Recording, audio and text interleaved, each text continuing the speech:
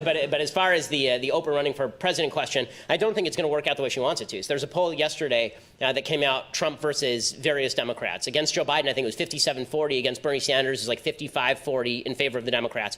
And then against Oprah, it was 51-42. So she was polling worse than Biden and Sanders. The reason that I think that she'd be in trouble is because, number one, I do think she'd win the primaries, because I think it'd be very hard to defeat her in a primary. But I think that in a general election, here's the thing about Trump. Trump is basically made of mud. What I mean by this is that if you're a politician, the worst thing that can happen to you is someone throws mud on your skirt, right? Suddenly you were pristine, and then someone throws mud at you, and you're dirty. Trump is a mud monster. You cannot hit him with anything, right? I mean, literally nothing. I mean, in the last 2 weeks, we found out that he probably paid a porn star $130,000 not to talk about an affair that he had with her when he was married to Melania and his son had been born 4 months ago, and no one cared. Okay, that is... That right there is the sign of a candidate who you can do nothing about, right? What that means is that Trump is never going to be a 60% guy, but he can be a 45% guy because he's already gotten 45, 46%, and that means that he can duplicate his performance of last time, and nothing you say about him can drag him down. Oprah is almost the opposite. So Oprah starts off at 51%, but that's because everybody thinks of Oprah as kind and wonderful, and everybody loves Oprah, yeah. And then it'll turn out that people will start digging into the school that she ran in South Africa for years, and that had 2 separate pretty brutal sex scandals against children. Or they'll start digging into all of the weird health conspiracy nuttiness that she's done on her show. And the minute that people start actually tossing mud at her, because she's considered angelic, that mud shows up on the white skirt a lot better than it would show up on Trump. So I think that she would be a lot weaker, a stronger candidate in the primaries than people think, a weaker candidate in the general than people think. And good evening. Good to see you as always. You know, we thought that a matchup between Hillary Clinton and Donald Trump was going to be fascinating, and indeed it was. But this could be a whole new level. No question. I mean, Oprah Winfrey is the most well-known person probably on planet Earth outside of President Trump, so you'd have 2 of the most high-profile people in American history battling it out. She obviously is another self-made billionaire. She has cultivated particularly female audiences for the last 30 years. She's a television star. She has a really great personal story. On the other hand, she is a conspiracy theorist. She is on the far left. And her image as sort of a uniter, not a divider, would certainly take a hit were she to get political. It's one thing for President Trump, who basically has been hit with every piece of mud and emerged unscathed, to run for re-election. Oprah Winfrey is basically seen as this almost angelic figure in American pop culture, and if she is hit at all with any sort of scandal, it may not affect her quite the same way. If you want to move from a place where 90% of people love you to a place where 50% of people hate you, quickly move into politics. Yeah, I mean, Donald Trump has certainly witnessed that himself during his transformation from being a private citizen to being president of the United States. Do you think, you know, when you look at America as a society, are we living in a world where you almost have to be a celebrity? You look at all the people who've thrown their names in the ring, you know, Mark Cuban, Kanye West has talked about it, The Rock has talked about it, and, you know, you start to wonder if you're living in this sort of, you know, freakish parallel universe lately. I think there's some truth to that. I think the idea that high name recognition makes a difference, particularly in primaries, is absolutely true. Can you imagine Oprah Winfrey losing primaries to Joe Biden? I can't. I think that if Oprah Winfrey runs against a bunch of typical Democratic politicians, they have a very hard time knocking her out of the race. Obviously, Republicans couldn't knock Donald Trump out of the race, and he was less of a celebrity than Oprah Winfrey is. I think it's because Americans have this sort of dual-track mind when it comes to what they think the president does. On the one hand, we think that the president is there to do policy and engage in policy we like. And then there's really what we think the president does, which is say stuff, right? When we think of people who say stuff, we tend to think of celebrities. We tend to think of the people who are on our TVs all the time. We think of these people as sort of the figureheads on the prow of the ship of state. And in that sense, if there are people who are very famous and we've already made our decisions about them, it's a lot easier for them to survive the slings and arrows than politicians who we may not have ever heard of and who can be taken down with a single scandal. Remember, in 2012, Rick Perry was basically knocked out of the primaries because he had mandated that Gardasil be used, right, a vaccine for a particular type of cancer for young girls. That knocked him out of the primaries in 2012. Donald Trump got hit with everything, including the kitchen sink, and he won the election. It's unreal. You know, when you take a look at this potential matchup, you know, you've got Oprah Winfrey, who I think would be so embraced by Democrats that she probably wouldn't be standing up there with 17 other candidates. I mean, you know, when Donald Trump tried it, everyone just laughed at him. They thought he was not going to last, wouldn't make it through the summer, wouldn't make it through the fall. I mean, that's the very different dynamic here, Ben. I think that's true, and I think Democrats also have a way of anointing candidates that Republicans simply have not had. In 2016, obviously, they anointed Hillary Clinton.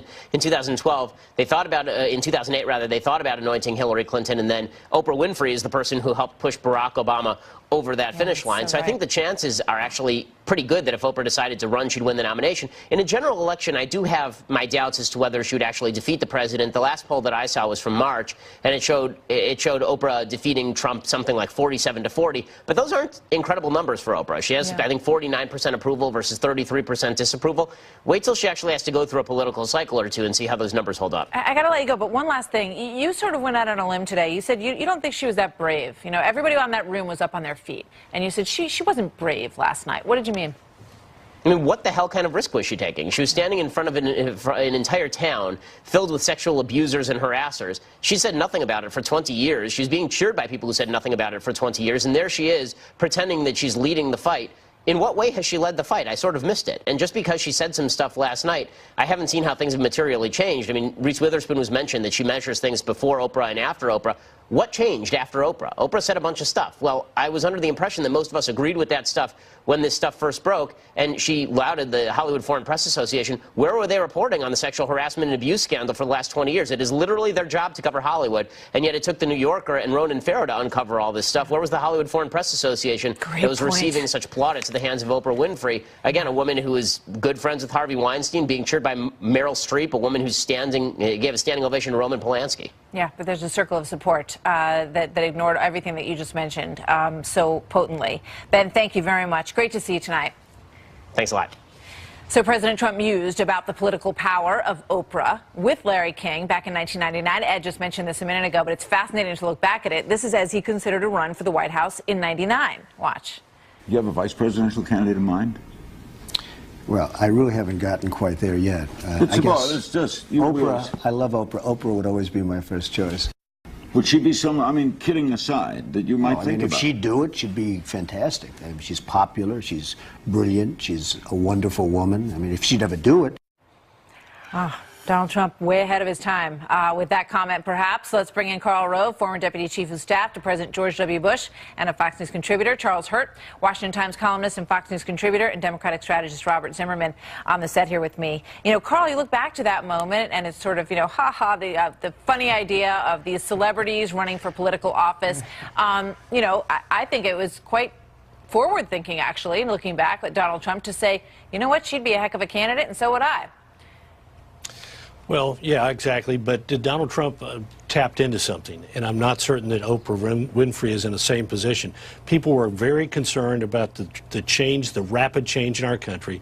They were concerned that the political elites were not listening to them, and they rallied behind Donald Trump and gave him about 47% of the vote in the Republican primaries. I'm not certain Oprah Winfrey can tap into that same tap into a similar vein of enthusiasm other than anti-Trumpism. And frankly, look, if this is the best the Democrats can do, elections tend to be reactions to the last election. I think the next election, the best avenue for the Democrats is to say he wasn't up for the job. He had not demonstrated the ability to get things done. We've got somebody who's demonstrated the ability to get things done. Here, what they're saying is if you like that kind of outsider, let us give you another outsider, neither of whom had any experience in that kind of field life activity. But Robert, you know, I have to wonder if what happens is Democrats look at Hillary Clinton and say, well, you know what, she was a terrible candidate, but wow, Oprah Winfrey? I mean, you know, all bets are off. Well, as a matter of fact, to Carl's point, when you look at candidates who got things done, you can point to Oprah Winfrey as a woman who came from abject poverty and built an empire without a loan from her father like Donald Trump had for $1 million, a woman who was the victim of sexual assault and sexual harassment, unlike Donald Trump, who was accused of that, and she's spoken to it and empowered women to stand up and fight back, and a woman who really spoke, and this is the most important point, a woman who spoke with a sense of inspiration and empowerment last night. It's a mistake to define what we're witnessing today in conventional political terms. The reason she's an antidote to Donald Trump is because while you see Republicans and Democrats condemn the kind of vitriol and hate and divisiveness from the Trump White House, she spoke with a sense of more comfortable giving away cars to people sitting in her studio and running her media empire. We'll see. But again, my point is, if the Democrats are in a fit of enthusiasm. If Zimmerman is becoming the New York State chairman of Oprah for president, this is a sign of how desperate the Democrats are, how thin their field is, how weak their bench is, and how eager they are to grab the first celebrity who comes along and stands up in front of, as Charlie said, an audience that was totally on her side, totally with her on the issue of harassment. But Carl, and as Ben wait a said, minute. have The not done Republicans anything thought they had such a deep bench going into 2016. They had And all they of these did. guys across, and they did, but they couldn't cut it. And Donald Trump But won. you know what? Here's the real it's difference, because Carl. Donald The Trump. It was Republican because Party- Donald Trump had political chops, and maybe Excuse Oprah me. Winfrey will have. I just seriously Here's the doubt real it. difference, I think Carl. this is The a Republican parlor game Party- moment where Democrats are so desperate. This is the best they can come up with, and they're going to hold on Carl, to it as here's the long as they reality. possibly can. Robert. The Republican Party looks like a restricted country club that's catered by Meals on Wheels. You've got a Democratic Party that has diversity, that has talent. You have people. It's not about celebrity. It's about accomplishment. It can be Andrew Cuomo, the governor of New York, who has a record of achievement, or Joe Biden, who can speak to that, or Oprah Winfrey. But it speaks to accomplishment. It doesn't speak about just celebrity. Can I make just one real quick Very point? quick. The reason Trump made this work is because he made his campaign about issues, and I just question whether that's something that Oprah Winfrey will be able to pull off too. Thanks, you guys. Don't bet against Oprah.